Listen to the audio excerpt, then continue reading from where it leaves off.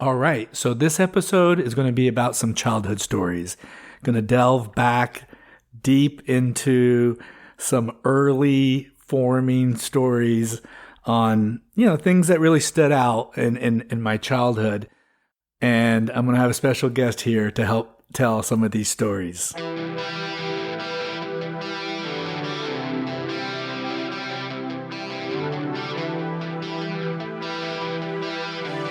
Welcome to Chucky Radio.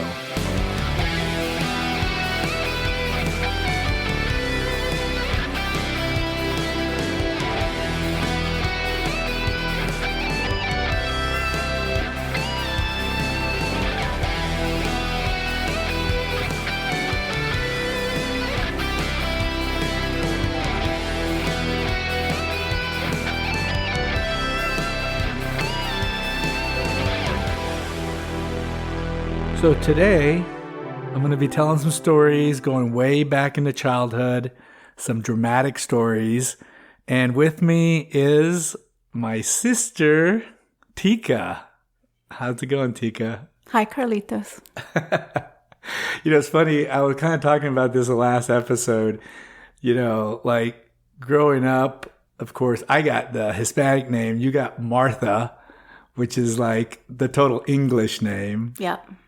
And then, of course, our parents, they would always give us nicknames, right? Well, it was the commonly known nickname for being kind of the smaller version, being the kid. Mm-hmm. So me was always Carlitos. And I was Martica. And you were Martica. And so at one point, later down the road, I think once we were adults, I always liked Tica. Mm-hmm. I don't know. I just got that. Like, I've had friends that got the tail end of their names became their nickname. So anyway, I always envied you having a more American name, and I had to deal with, the whole changing to a American name down the road. So one of the childhood stories, and, we grew up with a father who was a surgeon. And a big game hunter and a pilot and a championship deep sea fisherman. And he was just, my friends always said that, the Dos Equis guy, the most Right. interesting man in the world. My friends would always say that my father was the most interesting man in the world. Yeah. And he kind of looked like the Dos Equis guy. It did, right? Yeah. Mm-hmm. Yeah. That always kind of went for that, wanting to be the adventurous type and all that. And, so, I think one of the things kind of growing up, and you experienced this kind of like I did, is I always kind of felt this weird pressure to have to live up to Dad's expectations. And so, and one of the things... It wasn't a subtle pressure, Chucky. Yeah. We had parents who believed in perfect. Right. And Dad really believed in perfect. There was nobody else's dad actually told us that we should be obsessive compulsive. And, was a medical professional, so he knew that being obsessive compulsive was actually a disorder. But he was always saying, become obsessive and compulsive. That's crazy.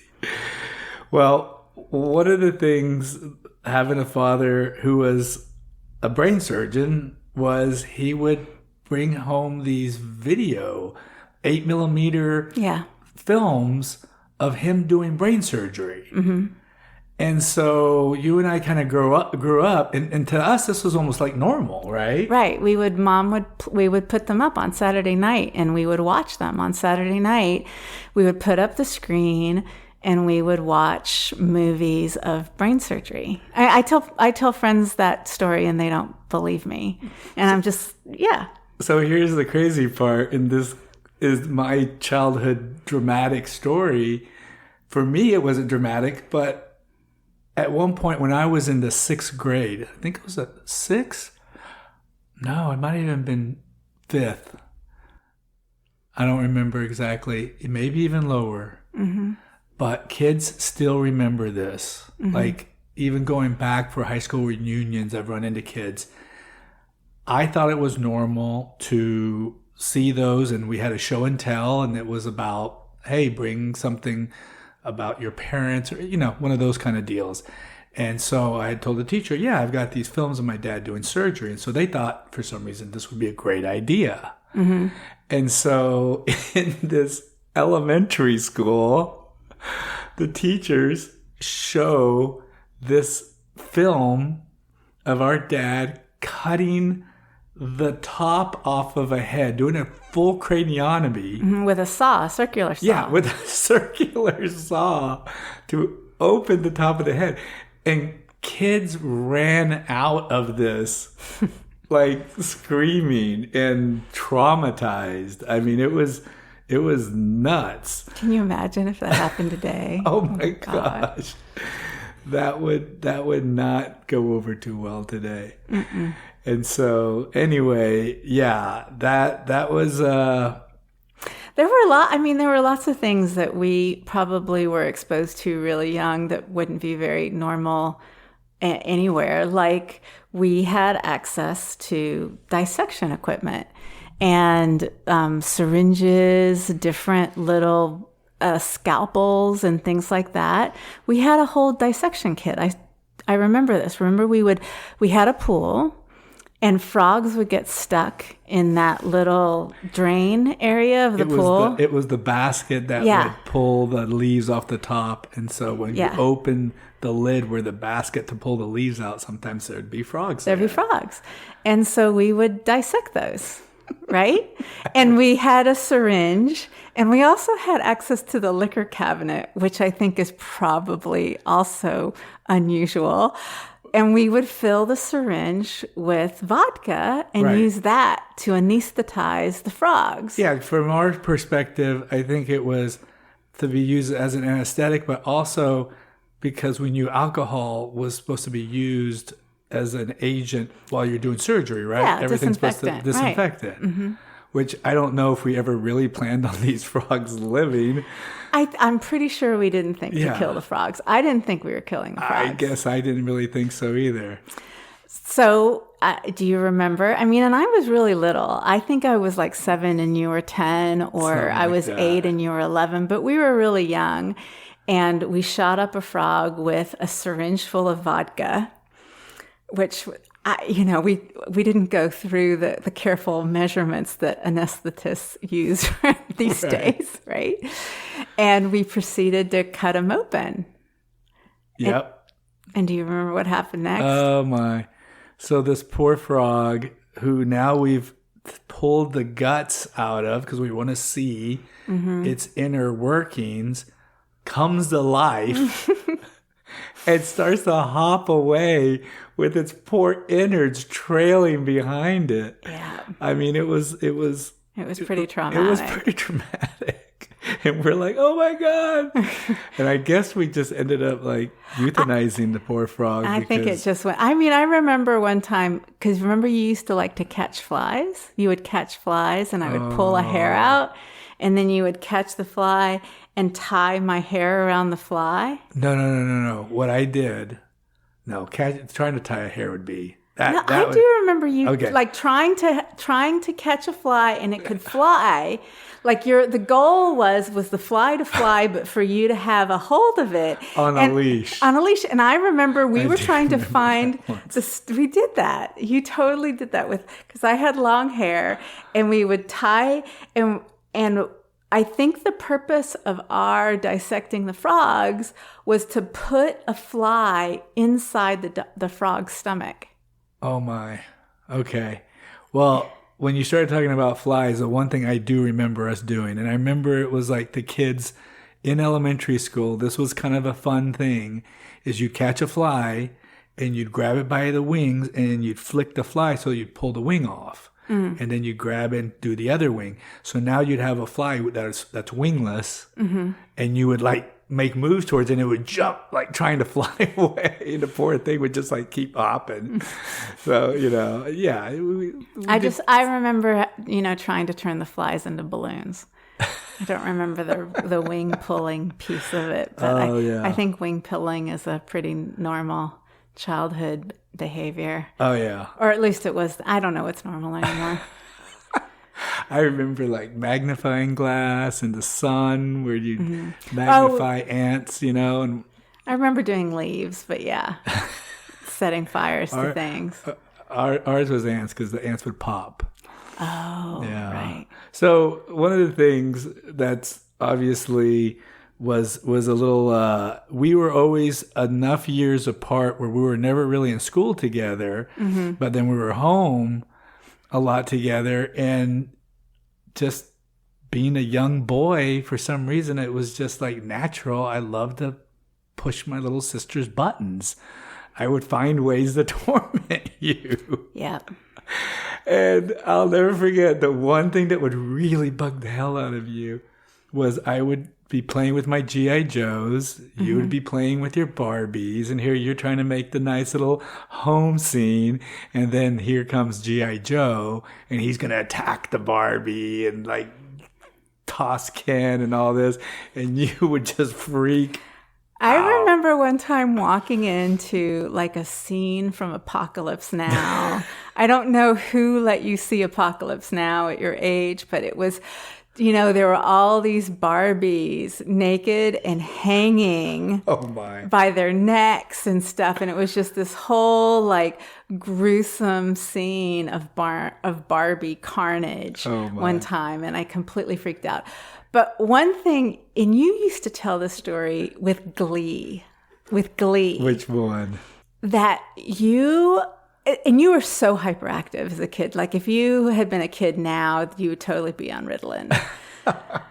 But, and what was impressive was that you were so hyperactive that your love of tormenting me would allow you to do this. But one time, you hung out under my bed waiting for me to like brush my teeth and get ready for bed and do all of that. And you were completely silent and waited until my breath changed, till you knew that I was asleep. And then you came up from under my bed to terrify me. To scare the living crap out of you. And I remember that because you screamed like I've never heard you scream and run out of the room. And I was just like, mission accomplished. I mean, the way that Mom tells it, I couldn't sleep in my room. Oh, that's right. That did scare the shit out of you. But what I do remember is you would fight back. Yeah. I mean, you may be 3 years younger than me, but the one thing, like, I remember having objects hurled at me. Like one time when we were outside and there was like they were building a house next door and there was a big sand pile and you were playing in it. And I think I was with some of my friends and I did something to antagonize you. And the next thing I know, I look up and there's a brick flying towards my head that I have to dodge. Like you would not put up. It would have been justifiable homicide. I'm like, holy cow. Like, you would not, yeah. So. It's true, though. I mean, I actually am someone who's very slow to anger. People always talk about how, calm I am, even though I have somewhat of a stressful job. And basically, I say there's really only one person who can make me livid. Me? Only you. But the thing is that that was when I was young, though. When you would do this, I think it was a control. It was probably a control thing because you would make me really, really angry. And then do you remember what you would say to me that would make me laugh? And no matter what, it would make me laugh. And I would be so angry that I wasn't angry anymore. No. You would start saying, Fuzzy Wuzzy was a bear. Oh, that's right. Fuzzy Wuzzy had no hair. Fuzzy Wuzzy wasn't Fuzzy Wuzzy. Was he? Right. And I would laugh every time. That is funny. Uh-huh. So, just kind of on the theme of dramatic childhood events, and you weren't really involved. I mean, since Dad was like into wildlife and all that, he was part of the Boy Scouts, and he taught a wilderness survival class, and we'd all go up to summer camp. It was kind of funny because he would do this class as part of the summer camp, and I don't think I even took the class. And he would go up there on his own. You know, he had his own plane, his little single engine plane, and he'd go up there, and I'd be, you know, with the kids going to the camp. So I remember coming back, and this must have been, you know, within the first couple camps when I was on the younger side. And so what ended up happening is on the way back from the summer camp in New Mexico, we'd go to Red River, New Mexico, is we'd always stop at this one park in this town in Texas, Vernon, Texas. And everyone would get out and they'd have some food for us and all that. Well, we kind of did the picnic thing, you know, everyone ate, and then I had to go to the restroom. And I remember I had to go number 2. And so I was in there for a little bit. And when I come out of this restroom, everybody's gone. I mean, like not a sign. I look over, the bus is gone. I'm in the middle of some BFE Texas town and no idea. I mean, no cell phone. I don't have, you know, no way to communicate. So the next thing I remember, all of a sudden this other bus pulls up with a bunch of these even smaller kids. And I'm sitting there freaked out. And I remember they all come running up to me and they're like, "What's wrong with you? What's wrong with you?" You know, and I'm just like freaking out, like, I don't know, you know, and I didn't know these kids. And like the next thing I know, I took off and I figured, let me just go to somebody's house so I can, you know, do what we're told when we're kids is go get hold of somebody and call the police, right? And so I ended up, you know, going to this one house and no one answered. And then this car pulls up and it was like this hippie couple. And they're like, and by this time I had been like crying. And you gotta remember, I was complete mess from coming back from summer camp. I mean, I don't think we hardly showered. We wear the same uniform the whole time. So I probably looked just like I'd been homeless for like a month. So this couple was like, "Hey, little boy, what's wrong? Here, we can take you wherever you want to go." And they're like trying to lure me to come in their car. So that just freaks me out even more. And like, I'm like, okay. And I take off running. And then as I'm approaching the next house, they had pulled away, kind of done a U-turn. And then they out the window, they're like, "Well, we know the people in that house, like, freaked me." I don't know. They were just messing with me. And so then I'm like freaked out and I had to run to the next house. And by this time I'm hysterical. And I knock on the door and some older lady answers. And I'm just like, I can't even talk. And she, poor thing, she's just like, says, come in. And she lets me in. And I finally explain what happened. And they call the police. The police come over.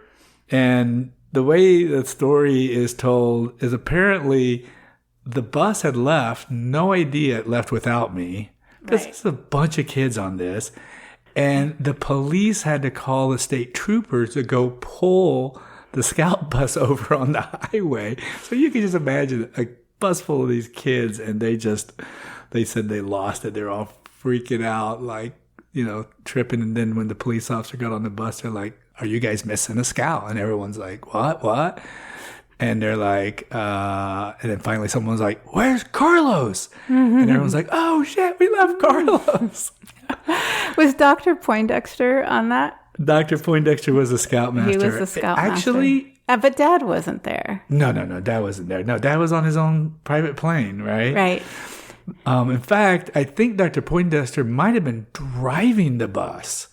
And he ended up having to, you know, they had CB radios back then, and CB'd his wife and daughter that were in a Suburban to go have them go back and get me. And pick you up. And in the meantime, and they were already a ways out, in the meantime, the local newspaper had gotten wind of the story. And so the next thing you know, there's a photograph. So they come and interview me and talk to me. And basically, I don't remember the exact title, but it was a photograph of me, and it's essentially an article talking about how Boy Scout got lost. Which, of course, Boy Scouts are supposed to be like, these great navigators. Thank you. So back to some stories of us as children, and this being 4th of July weekend, you had mentioned an interesting story. Well, you mentioned that Dad flew a plane, and, a Beechcraft Bonanza was our station wagon growing up.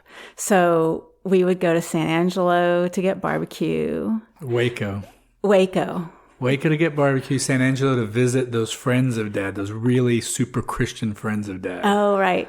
And then we would go a couple of times. We went to New Orleans for seafood. Oh. But one of the things that, I think other people would think was really cool, but that I really felt gypped on was fireworks. Because we would never go and watch fireworks from the ground like we're supposed to see them, right, where they're big and spectacular and huge and loud and you hear the music. Now, instead, we would get up in that plane and then fly around in circles, and we would see all these little teeny tiny fireworks. When you're everywhere, up, 10,000 feet in the air looking down on fireworks, and they're blending in with the lights of the city. Yeah. And they're tiny. And they were teeny tiny. So all the fireworks we saw growing up, and so the 4th of July was like, not again. Not but again. Dad just loved that. I guess just loved that. Well, for he him, loved that plane. Exactly. He loved flying, and it was just another excuse for him to go up in the plane. Yeah. And who else could tell? Like, we watched the fireworks from above the fireworks. Exactly. It was almost like some kind of bragging rights. Right. But it was one of those things that you could brag about, but that actually wasn't very cool at all. Right, exactly. No, it was interesting growing up with a workaholic Dr. Dad. But we had some really, really cool experiences. I got PADI certified at 14, right? Because that's when Dad became obsessed with diving. Right.